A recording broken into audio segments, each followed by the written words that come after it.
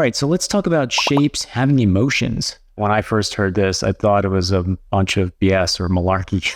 I was like, I don't know. I don't really think it has an effect on us or an effect on me when I'm watching, let's say, films or TV shows or even reading comics for that matter. And I'm here to tell you it really, really does. So I'm going to take you through my understandings of some of the basic shapes and what their meaning is. The first one are these boxes and rectangles.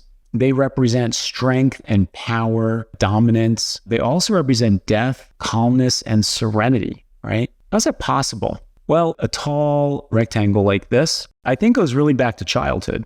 I would say, you've got your parents, right? You got these tall rectangular figures that are constantly looking over you, right? And they equal power. And I think all of our years as kids really has an effect on us psychologically in this way. This leads to other things, right? This leads to trees. It's like the idea that trees are majestic and really powerful. When I see columns on a building, it's very similar to the tree. And you see these Ionic and Doric Corinthian columns. I think these are called flutes, if I'm not mistaken. They all represent power as well. They're buildings of municipality, banks, money, right? The power of all of that. We get that. As human beings, we get that. You walk into a tall place and you're like, whoa, this is powerful. This is a majestic space. Do I even belong here, right? Like, what's going on here? What is in this space? You're not going to feel like that if you crawl into like a little hole. Let's go to the horizontal. So death is, I would say, a really easy one to talk about. It's like a casket. So the idea of everything going flat like this, I think really has an effect on us. If I was putting a composition together, I could say, I want to talk about the ocean. Maybe there's sand over here, right? And who knows, maybe there's a little mountain or something here in the corner. But this is very calm and serene. And I think that's why we like going to the beach, right? The serenity of that line all the way out on the horizon line, go figure, it's super calm. It feels stable, right? And that stability helps us come to stability, okay, and serenity.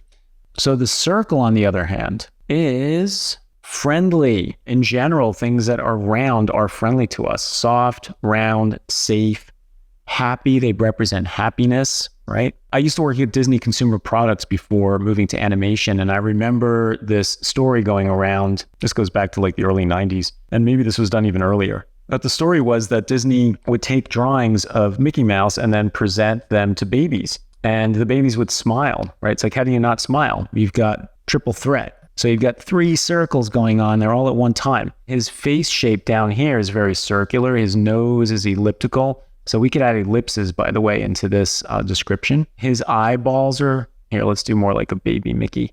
I like the proportions better, right? So he's like this. We got these very big vertical elliptical eyes, the nose, right? The mouth, everything's very cheery and round, right? Very round. Now, I can break that. I could break that rule. What about a cannonball?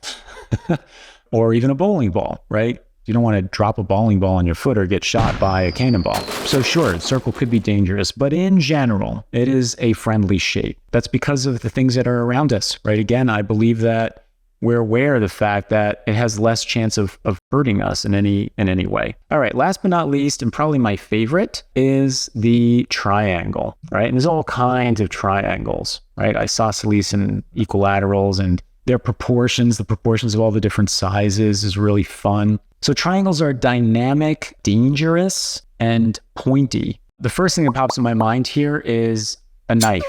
Here, the circle could have been a balloon. All right, and now we have this very sharp triangle, right? Here's a butcher's knife.